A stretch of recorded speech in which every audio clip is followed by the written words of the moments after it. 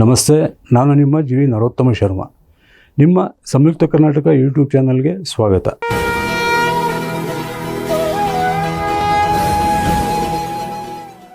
ಈ ದಿನ ನಾವು ಮಾರ್ಚ್ ತಿಂಗಳ ಧನುರಾಶಿ ಸಂಜಾತರ ಮಾಸ ಭವಿಷ್ಯ ಫಲವನ್ನು ತಿಳಿಯೋಣ.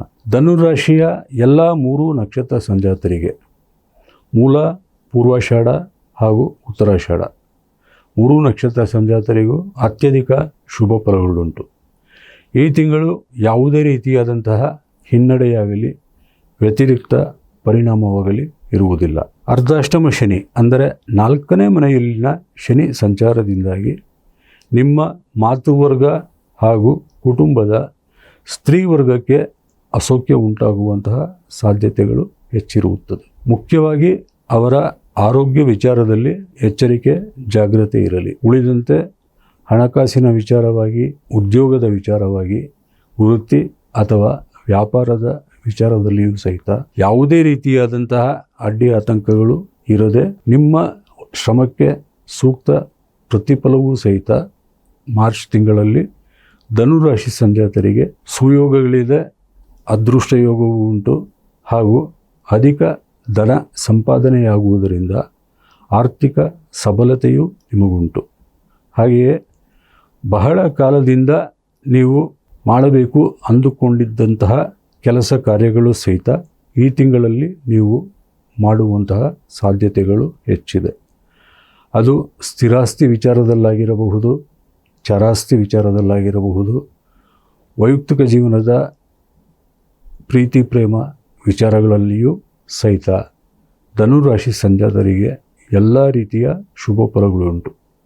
ಹಾಗೆಯೇ ಗುರುವಿನ 7ನೇ ಮನೆಯ ಶುಭ ಗೋಚಾರ ಫಲವೇನಿದೆ ಅದು ಉತ್ತಮ ಆರೋಗ್ಯವನ್ನು ನೀಡುವಂಥದ್ದು, ಅಧಿಕ ಧನ ಸಂಪಾದನೆಗೆ ಕಾರಣವಾಗುವಂಥದ್ದು, ಕೋರ್ಟ್ ಕಚೇರಿಗಳಲ್ಲಿನ ವ್ಯಾಜ್ಯಗಳು ಸಹಿತ ಪರಿಹಾರವಾಗಿ ತೀರ್ಪು ನಿಮ್ಮ ಪರವಾಗಿ ಬರುವುದು, ನಿಮ್ಮ ಕುಟುಂಬ ವರ್ಗದಲ್ಲಿ ಶುಭ ಮಂಗಳ ಕಾರ್ಯಗಳಾಗುವುದು, ಬಂಧು ಮಿತ್ರರನ್ನು ಭೇಟಿ ಮಾಡುವುದು, ದೂರ ಪ್ರಯಾಣ ಯೋಗ, ದೇವತಾ ದರ್ಶನ ಹಾಗೂ ತೀರ್ಥಕ್ಷೇತ್ರ ಪ್ರವಾಸದ ಎಲ್ಲ ಶುಭ ಫಲಗಳು ಮಾರ್ಚ್ ತಿಂಗಳಲ್ಲಿ ಧನುರಾಶಿ ಸಂಜಾತರಿಗೆ ಲಭ್ಯವಿದೆ.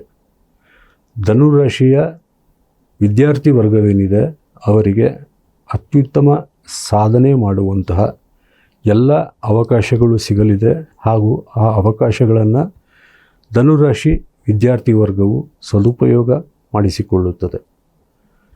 ಉನ್ನತ ವ್ಯಾಸಂಗದಲ್ಲಿಯೂ ಸಹಿತ ಯಶಸ್ಸುಂಟು.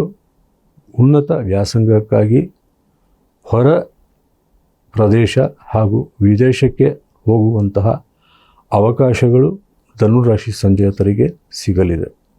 ಆರ್ಥಿಕ ಸಬಲತೆ, ಕೆಲಸ ಕಾರ್ಯಗಳಲ್ಲಿನ ಪ್ರಗತಿ, ಕೌಟುಂಬಿಕ ಹಾಗೂ ವೈಯಕ್ತಿಕ ಜೀವನದ ಶಾಂತಿ ಸಮಾಧಾನದಿಂದಾಗಿ ಮಾರ್ಚ್ ತಿಂಗಳು ಈ ವರ್ಷದಲ್ಲಿ ಒಂದು ಅತ್ಯುತ್ತಮ ಶುಭದಾಯಕ ತಿಂಗಳಾಗಿ ಧನುರಾಶಿ ಸಂಜಾತರಿಗೆ ಆಪ್ತವೆನಿಸಲಿದೆ. ನಿಮಗೆ ಯಾವುದೇ ಸಮಸ್ಯೆಗಳಿದ್ದಲ್ಲಿ ಅವು ಪರಿಹಾರವಾಗಲು ದತ್ತಸ್ತವರಾಜ ಹಾಗೂ ಶಿವಾಷ್ಟೋತ್ತರ ಶತನಾಮ ಸ್ತೋತ್ರವನ್ನು ಪ್ರತಿನಿತ್ಯವೂ ತಪ್ಪದೆ ಪಠಿಸಿ ಅಥವಾ ಶ್ರದ್ಧಾ ಭಕ್ತಿಗಳಿಂದ ಆಲಿಸಿ ನಿಮಗೆ ಒಳಿತುಂಟಾಗಲಿ ಎಂದು ದೈವ ಪ್ರಾರ್ಥನೆ ಮಾಡಿಕೊಳ್ಳುತ್ತಾ ನಿಮ್ಮಲ್ಲಿ ವಿನಂತಿ ಮಾಡುತ್ತೇನೆ, ನಿಮ್ಮವರನ್ನು ಸಂಯುಕ್ತ ಕರ್ನಾಟಕ ಯೂಟ್ಯೂಬ್ ಚಾನಲ್ಗೆ ಸಬ್ಸ್ಕ್ರೈಬ್ ಮಾಡಿಸಿ, ಶೇರ್ ಮಾಡಿ, ಕಾಮೆಂಟ್ಸ್ ತಿಳಿಸಿ, ಲೈಕ್ ಮಾಡಿ. ಮುಂದಿನ ಕಾರ್ಯಕ್ರಮದಲ್ಲಿ ಭೇಟಿಯಾಗುತ್ತೇನೆ. ಧನ್ಯವಾದಗಳು.